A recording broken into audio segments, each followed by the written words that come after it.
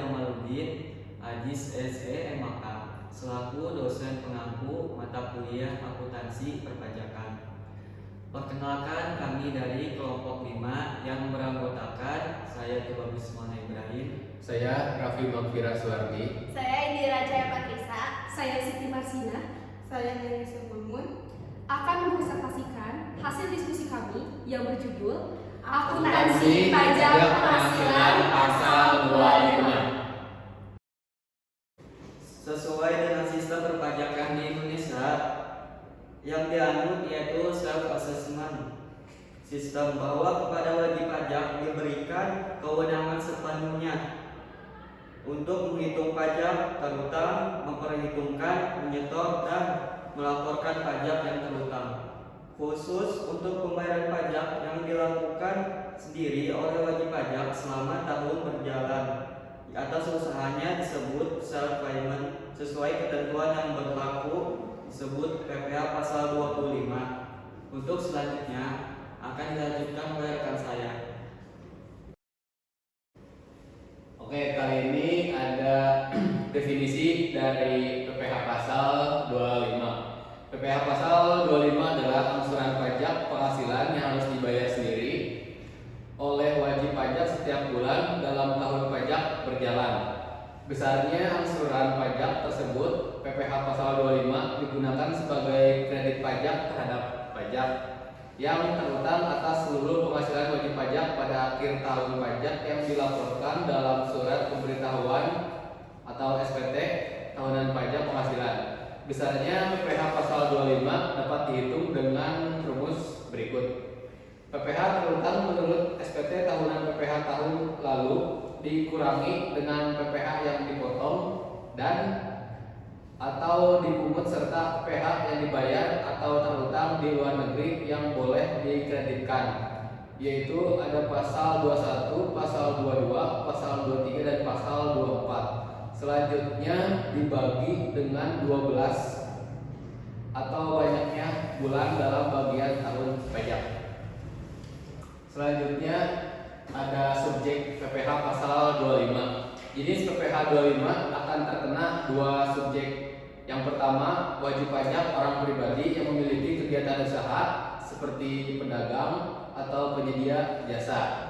Yang kedua, wajib pajak badan yang melakukan kegiatan usaha seperti perdagangan atau penyedia jasa.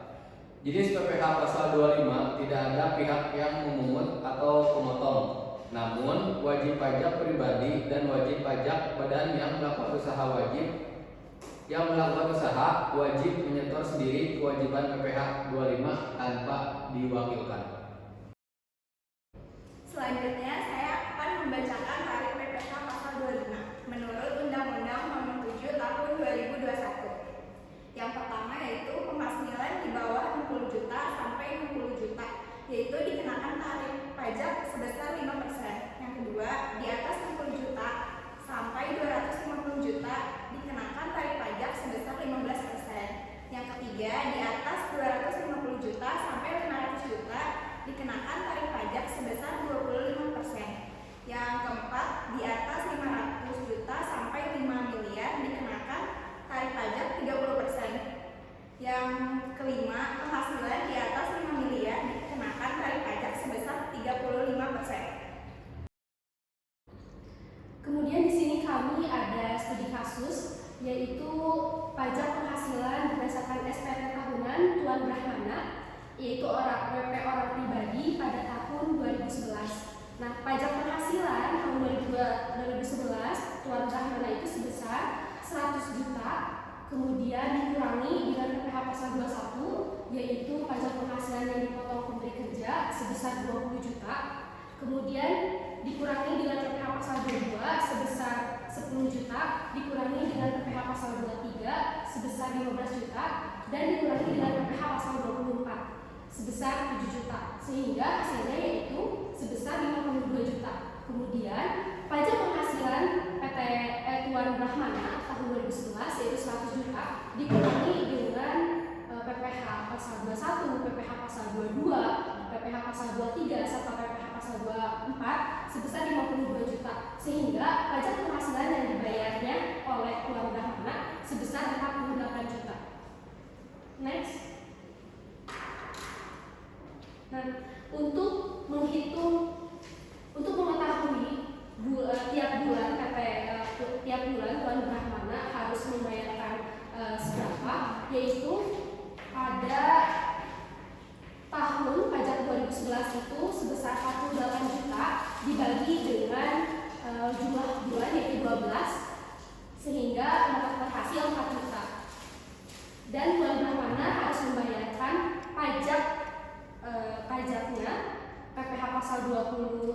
sebesar 4 juta per bulan.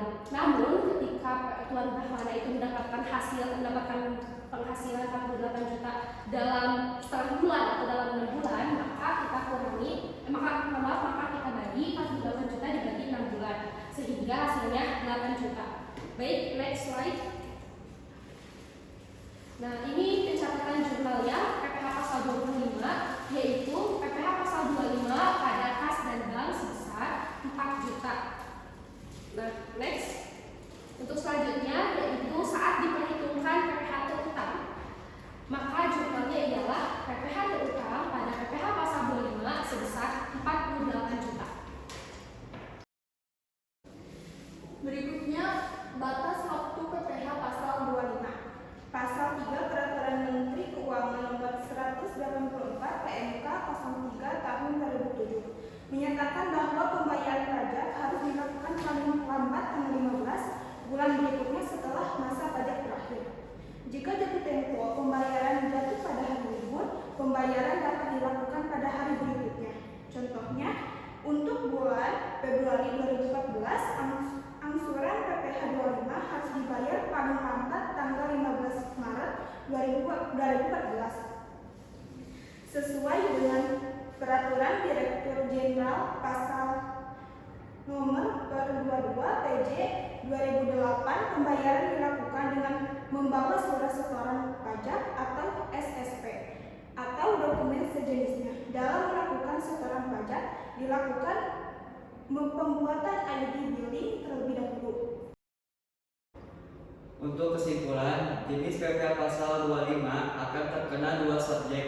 Yang pertama, wajib pajak orang pribadi yang memiliki kegiatan usaha seperti pedagang atau penyedia jasa. Yang kedua, wajib pajak yang melakukan kegiatan usaha.